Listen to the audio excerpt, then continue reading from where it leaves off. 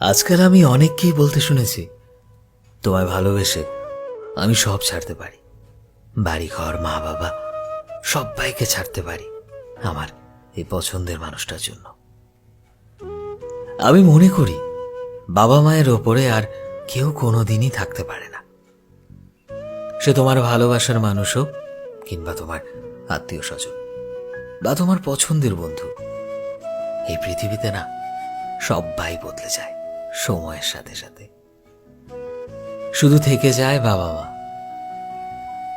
যখন তোমার কাছে টাকা থাকবে না, যখন খারাপ সময় চলবে, তখন সবাই ছেড়ে চলে গেল, একমাত্র মা বাবা তোমার পাশে দাঁড়াবে।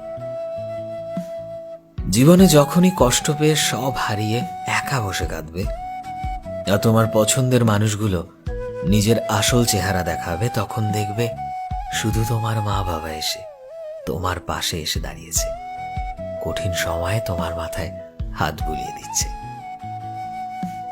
আসলে মা বাবা বকা দিলেও কঠিন সময়ে শুধু তারাই পাশে থাকবে বন্ধু। এই যে তুমি মাঝে মধ্যে ভাবো যে মা বাবা তোমার উপর রাগ দেখায়, এটা ওটা করতে মানা করে, জীবনের একটা সময় এসে ঠিকই বুঝবে যে মা বাবা যেটা বলে সেটা আমাদের ভালোর জন্যই। আর এই রাগ জেদ যেটা আমরা মা বাবাকে সহজেই দেখাই, সেটা অন্য কেউ কখনো সহ্য করবে না। মানুষ আজকাল বলে ভালোবাসার জন্য আমি সব ছাড়তে পারি। আসলে আমি এই লজিকে বিশ্বাস করি না। যে মানুষগুলো বছরের পর বছর নিজেদের আধ পেটা রেখে আমাদেরকে খাইয়েছে, আমাদের নতুন জামা কিনে দিয়েছে, বছরের পর বছর নিজেরা পুরনো পোশাকে কাটিয়েছে, তাই কারুর জন্য তাদেরকে কখনো ছাড়তে পারবো না।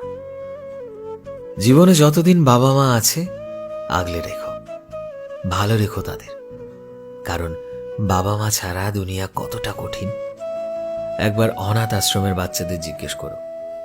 ভালো থাকুক সব মা বাবা। সো ফ্রেন্ডস, আমি শোভন ছিলাম তোমাদের সাথে, কলমে বিশ্বজিৎ। ভিডিওটি কেমন লাগলো অবশ্যই কমেন্টে জানিও, এবং অবশ্যই ভিডিওটিকে প্রচুর পরিমাণে শেয়ার করে দিও, যাতে আর কোনো মা বাবাকে বৃদ্ধাশ্রমে যেতে না হয়।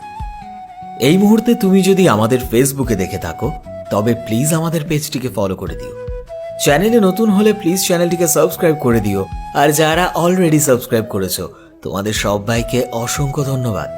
দেখা হচ্ছে নতুন একটা দিনে নতুন একটা ভিডিওতে। টিল দেন সবাই ভালোবাসায় থেকো এবং সবাইকে ভালোবাসায় রেখো। Thank you.